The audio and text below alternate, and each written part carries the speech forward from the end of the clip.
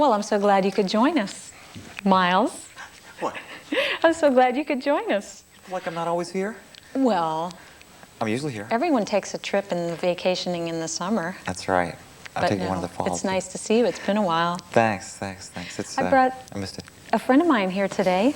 I wanted you to meet Jerry Manning, who is the casting director at Arena Stage. And being an actress myself, I have always been curious as to how it works on the casting process. How are those decisions made? So what better person to ask than Jerry? Try to get some tips or what? Well, just in general, because he's in a unique position working for a standing company. They not only do one show, so he's not just trying to plug the pieces in for one show, but he has a whole season. Right. And he has some people that are part of the company, so they have to have a job. So now we have to figure out what are they going to do. Where do they go? So I just thought he might have an interesting perspective on that. I'll bet he does. How do you start casting a play?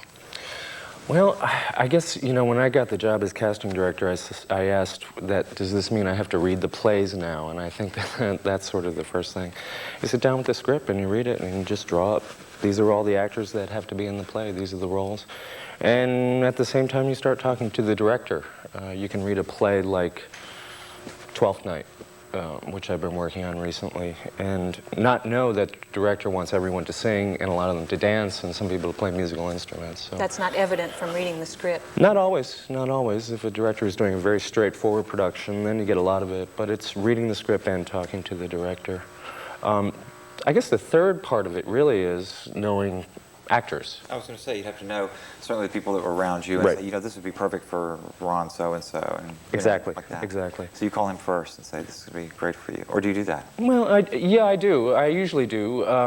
If there's a role that's open and I know that I need a male African-American in his 30s to 40s who is union, who sings, well, that limits the pool immediately, and then I just go to my memory banks or in my files and pull people that might be appropriate for those roles. Well, it sounds like you're a people designer in a way, because you have Great. a certain raw material to work with, but you also have certain parameters that limit you, such as the fact that the director may want everyone to sing and dance or be familiar with a kind of dialect or accent. Sure. Or classical work. I mean, you know, to do Shakespeare takes certain skills, or to do contemporary comedy takes a very different skill. So, yeah, and a lot of my work is not sitting down with a script or talking to a director. It's going out and seeing shows in town. I mean, I go out 3 or 4 times a week and see people's work on stage. And if someone comes in for an audition, you can learn that much. You go out to a show and you begin to put together a profile of what a person can do. And do you sit there and second-guess casting all the time you watch? Oh, she's terrible. Yeah, I do that. It's horrible. I can't go to a film or a show now without it, you know, my dissecting it and pulling it apart. Every once in a while, you know, you get sucked into it, and it's wonderful. So. I think directors do that, too. They're always looking at a production from a directorial viewpoint and trying to figure out whether they would interpret the material the same way or differing ways. It seems to me that casting directors or casting persons have gotten a much higher profile in movies. It was never a big before-the-title credit the way it's become now. So casting by blah, blah, blah. You mean casting directors are celebrities now? Oh, kind of, yeah, don't you think? I think you are in this town. You're very right about film work. I mean, right after, you know, right before, well, the casting director's credit is way at the top. Yeah. I've done a little bit of film work, and I get treated much better in film than I do in stage There's work. more money, doesn't it? And more money, too, yeah. Bigger budgets, well, whose for films? sure. I just did a lot of work on Pelican Brief, which has been in town for about 2 or 3 months, and I've done a little bit of work on Major League 2, the remake of Major League 1 with Charlie Sheen, and I love that movie. It's a lot of fun, actually. It's very, very silly. But it's very different than casting Chekhov for Arena Stage. I mean, you know, the director says, well, we need a fat woman. Okay. So that limits it. It kind of limits it, but you know what I'm saying. Sometimes it's a little fast and quick in film. Although Pakula was very, very careful, very, very careful. He knew exactly what he wanted, and even for small, tiny roles. So. Really? So he gave you a lot of information out front so that you wouldn't have to come back with something that was too vague. Very much so, yeah. And why do you do something like cast against type? Is this a directorial order, or is this something you think, this would be an interesting way to cast this, instead of casting somebody? Well, sometimes it's hard for me to discern, because I direct also. To distinguish, a director says to cast against type. Well, let's say a role like Mariah in Twelfth Night. I'm obsessing on that play. Usually it's a bawdy wench. Right. and usually played by a woman in her middle ages who has a lot of comic skills. Well, if a director wanted to cast it against type, he could cast an ingenue in the role, or an old woman or something like that. So the lines sound completely different, coming instead of from a hilarious, funny, bawdy wench, hearing the same words come from somebody who is innocent, have a whole new meaning. Maybe pick up things that aren't in it originally. Or conversely, if the role calls for an ingenue and someone casts an old body wench, there you go. It could be fun, and it makes it more interesting. Everyone has seen Twelfth Night once in their lives, probably, or a lot of people have, and it just makes it a little more interesting. Right. Do you find that you're forced to do that, casting against type, sometimes because of the context of casting for a repertory company? I mean, Arena Stage is a 40-year-old, didn't they have a 40th anniversary recently? Regional repertory company in the United States. Now, it's not strictly rep in that they're doing one show one night, another show another night, but still, it has a full season pretty back-to-back, and they rehearse exhaustively on a full schedule. Right. Yeah, casting for a company is very, very different, and it's part and parcel of planning the season. We do 8 to 12, 14 shows a year. We have a standing company of 16 members, although it varies from month to month. People come and go. And what happens is, if you decide, for instance, to do Summer and Smoke, which we did last year at Arena, there's not a lot of point in doing the show if you don't have someone to play the lead. And of course, right now I'm going to forget the name of the character.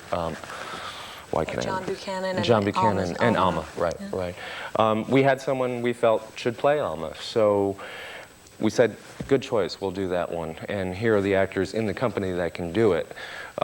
You're right, sometimes you do shoehorn people who ordinarily you might not think to cast them in a particular role because they're on contract, but at the same time that's good for the actor because they're not pigeonholed or typecast. And that applies also to affirmative casting, which I know is something that Arena is very committed to. Michael Kahn at the Shakespeare at the Landsberg is also very committed to.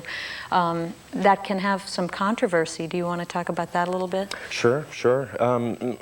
In our company, I'm guessing there are 7 or 8 African Americans. I could be wrong. Who knows the exact number? But you do a show like Our Town, Thornton Wilder, which is set at the turn of the century in a very small town in New Hampshire.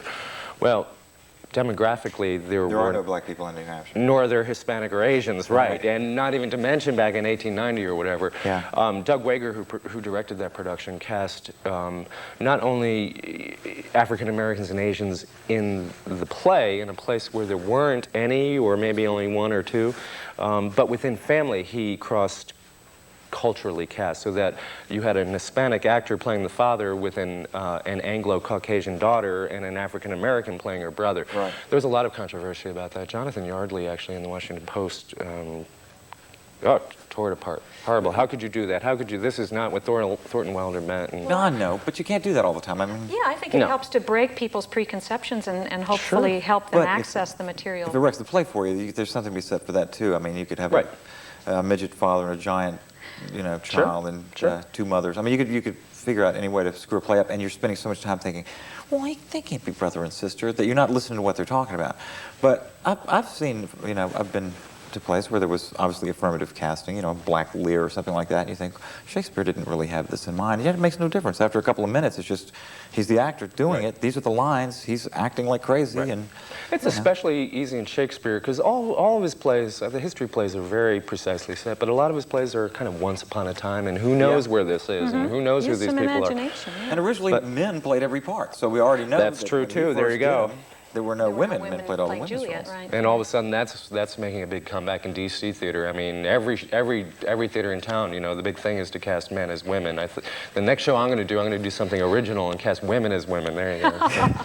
When I lived in New York, I used to hear actors complain all the time if they went to see something on Broadway, and they would say, what are all these mediocre people doing on stage opposite some big-name star who, they were shocked and distressed to find out, was actually also kind of mediocre. And the big buzz was that they were casting mediocre people on purpose to make these other big-name stars look better. Have you ever run into that? Do you think that happens? I don't know. I've fortunately or unfortunately, probably fortunately, I haven't worked with a lot of big-name people. Because if that's the norm, I don't know that I'd want to participate in that. I've never seen that happen. But I can imagine someone like, and I shouldn't say Elizabeth Taylor, but if she were a diva, she doesn't watch the show. No, she doesn't. If she were a diva, I could, Liz, if you're out there, We're drop us a sorry, Liz. We postcard. love you. Yeah, no, she's a wonderful person. Definitely no dude. I've not run into that, but I have heard that There also. might be financial considerations. I mean, if you got like a Zero Mostel who charges, tons of money, you got to Especially cut since he's corners dead, somewhere. yeah. Well, he is Well, dead. what about other considerations? What about someone that you might owe a favor to or something like that? Does that affect you at all in your line of work? I mean, do people, press favors upon you or seek favors from you? Oh, you try so hard to fight against that. I don't know. It's difficult. It's odd because I work in theater and a lot of my friends are actors, but tough. you have to keep some distance, I think. I think because once you'd open that door, then you're going to be hit with a tidal wave of special Favors. requests. You yeah. can't. could be wrong with that? The only thing you have as a casting director, an actor has their work on stage, and that's it. A casting director has their reputation, and once you open that door, there goes your reputation. You have nothing left. So and you do it you're on out the of there. merits. You do it on the strength of the work Try itself. very hard. That's not to say that sometimes you're fully objective. I mean, it's hard to filter all of that out. Mm-hmm. I'm thinking of that great scene, Dustin Hoffman's scene in Tootsie, where he's auditioning, doing the Chekhov thing. And you're too short, and you're too tall, and I want you to crawl across the stage. This is while I'm dying. And how do you look at something when you've got a really big call, and you're going to see like 20 or 30 or 50, or I don't know how many people you'd see in one day. Sometimes 500. Sometimes 500. They're just going to come on stage, and they're going to be out there for 5 seconds. And I'll tell you, you have several tools. Number one, my knowledge is pretty good. It's very unusual. Out of 500 people, I'm not going to know anybody. Right. I know most of these people already. Number two, I have their resume, which tells me an awful lot. And even in the course of 2 minutes, there's an awful lot you can tell. I always tell the story that if you have 100 casting directors in a room and 5 actors coming in doing monologues, and then you check the notes of the 100 casting directors, within 2%, everyone is going to agree. but You know. are you as objective and as sharp on the 300th one as you were on the first 10 or the first 50? I mean, don't you just sort of like go numb after a while if you've seen the... It's hard, but you know what? I sort of pride myself. I enjoy that. I can think of nothing I'd rather do than sit in a room and see 500 people come in during a Well, day. then it sounds like you're in the right business. I guess I am.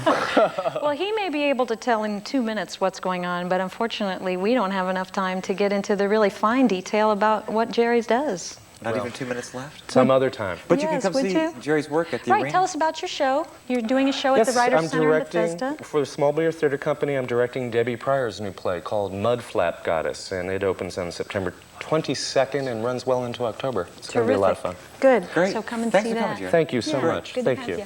Thanks. This is almost professional. Keep laughing, really.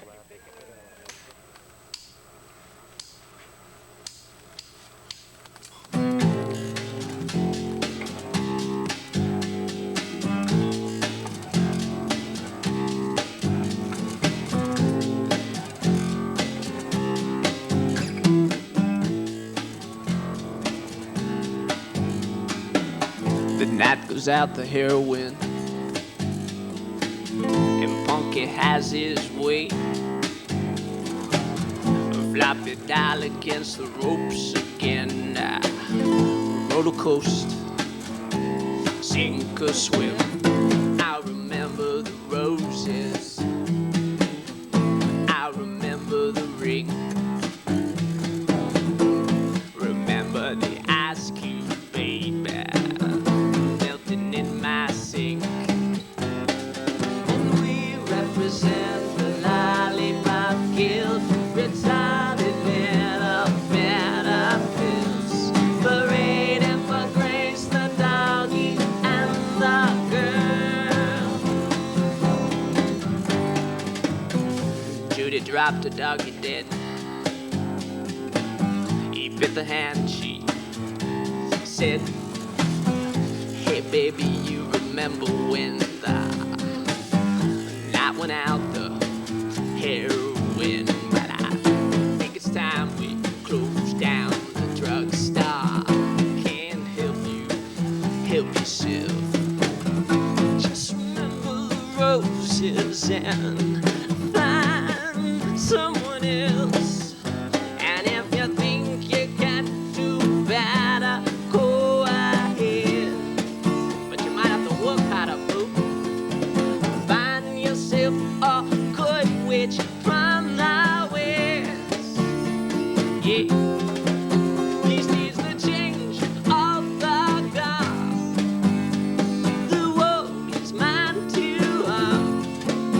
and you will never ever hurt me that way.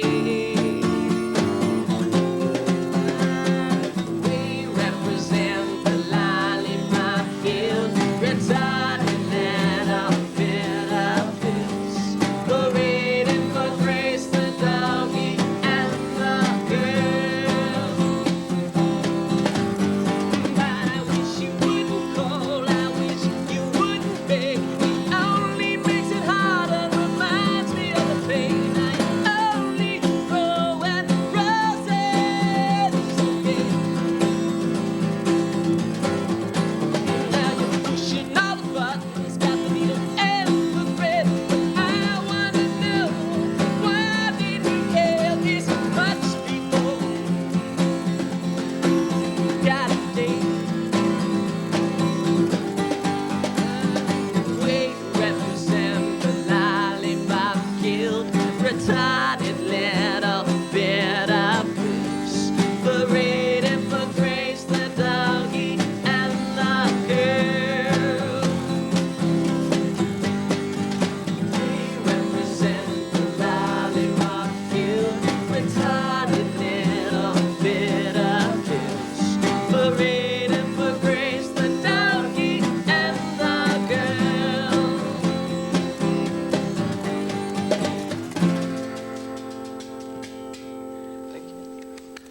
Very nice. What a cool song. So are you going to get sued by whoever made that movie, I guess? Or are they all dead now? I did that. So the midget's going to come walking up to you one of these days and say, You owe me $50 for that song. Well, I wasn't a lollipop guild, you square.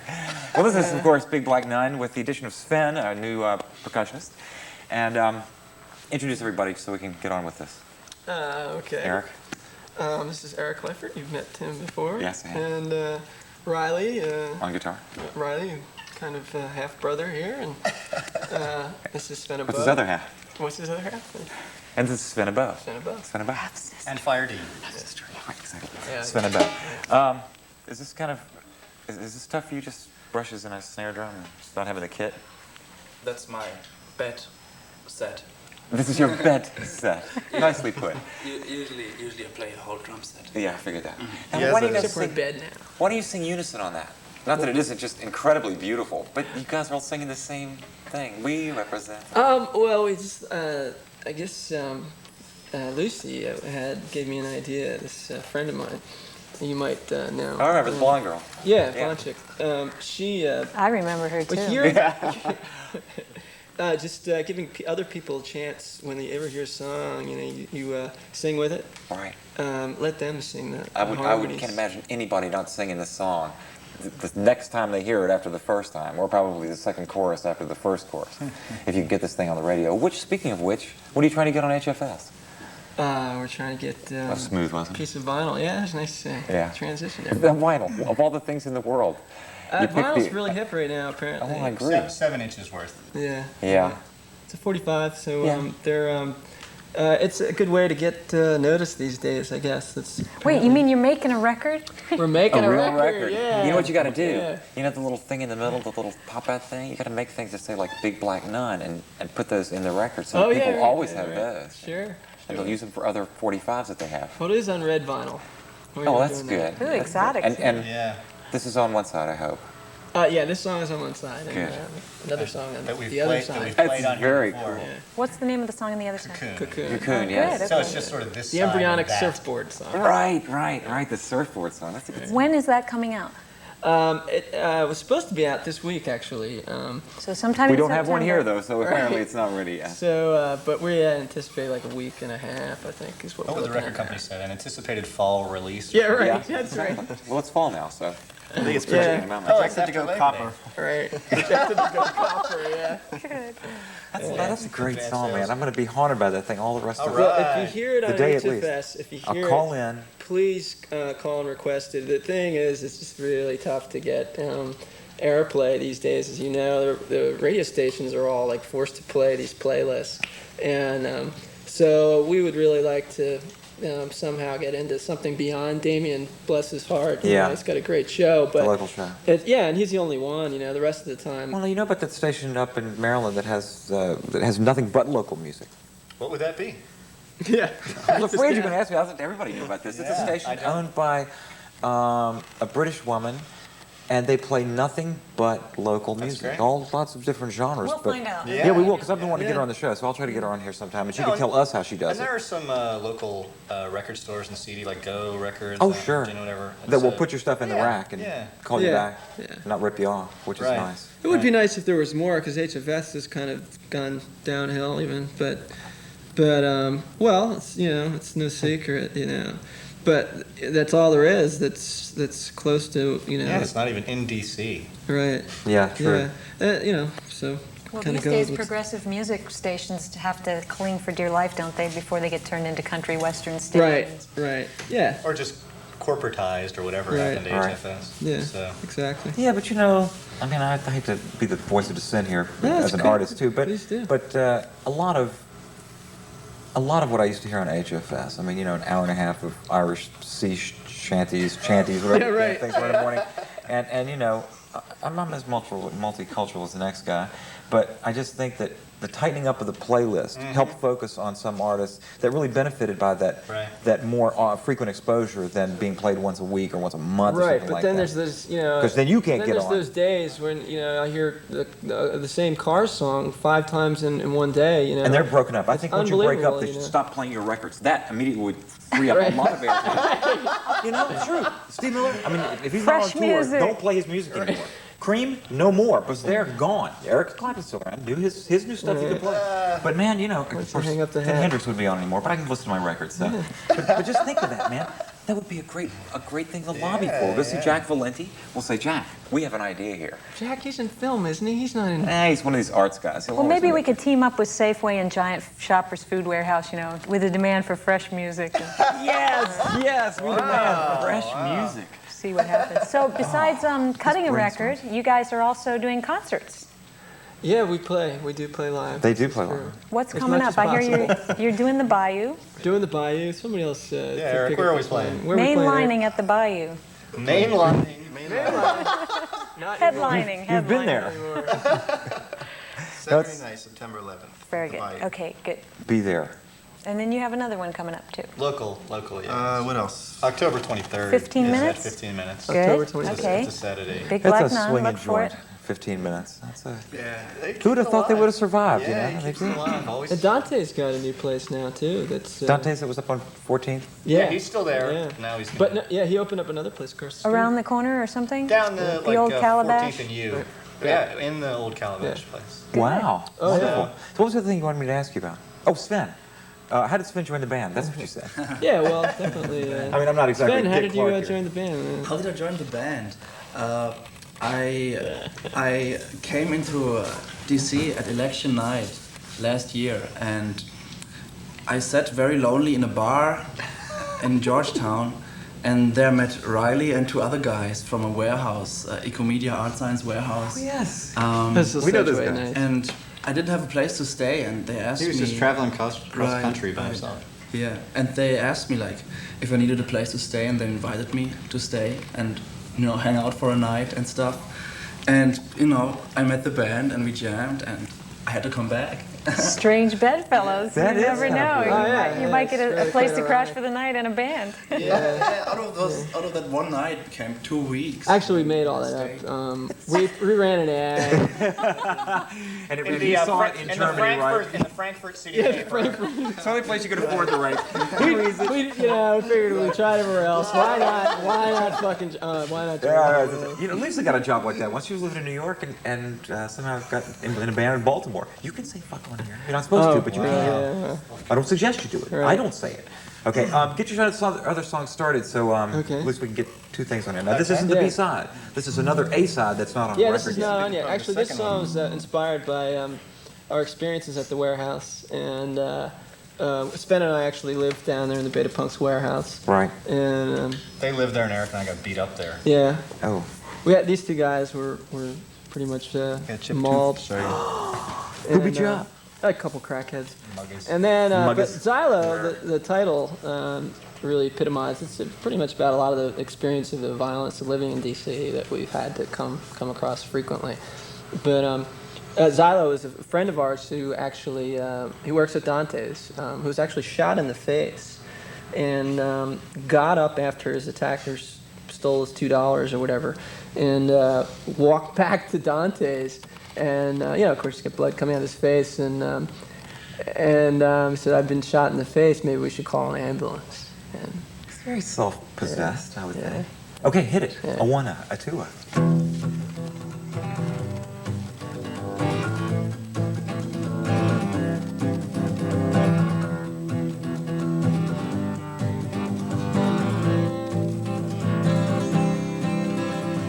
Walk around with me, if I don't see him, I'll give up, I'll never back. Now, as I whack the world with you there, Matador. 'Cause people don't know nothing. Yeah. You survive this one. I think that I should get a medal or something so I can throw it out. You wanna flog me, but you can't. We're gonna drive around until we're found. Silo, just holding the tooth of crime, so sink your teeth in him.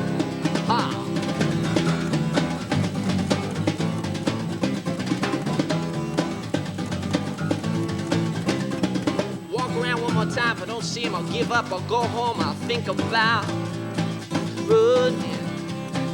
Well, ain't much for you to lose. If you're just gonna stand there, I might as well just slump them on my own.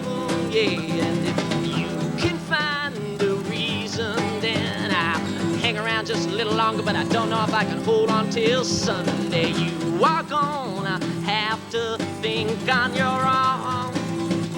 Yeah, we're gonna drive around until we're found. He got a peace of mind, he got a peace in him.